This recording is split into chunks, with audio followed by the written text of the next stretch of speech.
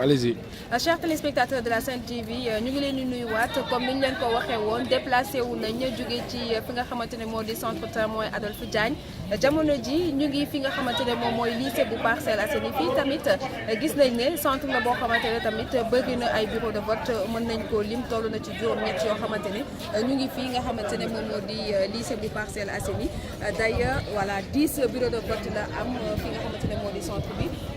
li ñu nemmeekoo gum nag pour le moment gisuñu fi loo xamante ne ab incident la wala dara waaye tamit nit yi bariwuñu comme ni ñu ko doon di yaakaare pour ñëw accomplir li nga xamante ne moo di seen devoir civique. D'ailleurs on est avec ki nga xamante ne moo jiite centre bi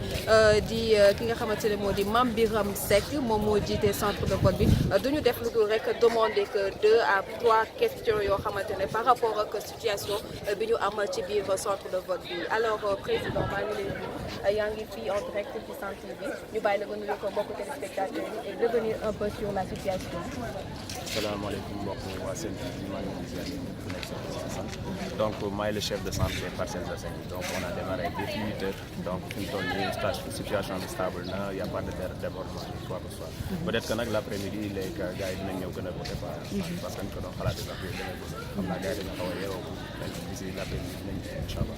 ñu ngi ñaan yàlla comme commencé nañ ko ci bismillah ñu terminé ko. D'accord comme ni ko waxee gisaguñu fii lu bëri ci ñi nga xamante ne ñoo di électeurs yi ñëw voté fii alors bu ñu doon di xayma centre bi ñaata nombre d'inscrits lañ fi am ci centre bi ak bureau de vote. waaw parce que instant bi bu ma leen mënaguma leen wax au juste nombre bi parce que calcul prévoir ma doon tajoon dégg yéen mais bu ngeen ma mayoon d'ici peu de temps après dinaa xool président du bureau de vote bi wax leen ñaata parce que dans le au niveau des parcelles il y a que 10 bureaux donc 10 bureaux laay gérer quoi mais léegi foog ma gis président yi ñu am nombre de votants yi d'accord donc mu ngi noonu dégg nga leen li nga xamante ne moom le président bu centre de vote bi di Mame Birame Seck wax par rapport ak situation bi am ci lycée des Parcelles Assainies pour le moment amul benn incident buñ fi noté lépp mu ngi déroulé normalement nit ñi nànk-nànk la ñuy ñëw di amal seen vote bi xëy na ci kanam vers 15h 16h dinañ ñëw jigéen ñi d'habitude dañuy togg ba pare doog a ñëw vote si xam naa looloo tax centre bi bëreegul nit du ma def lu dul delloo leen li nga xamante ne moo di antenne bi ma daal di doxantuwaat ci yeneen centre yoo xamante ne ñu ngi fii ci commune bu Golf à vous l'antenne.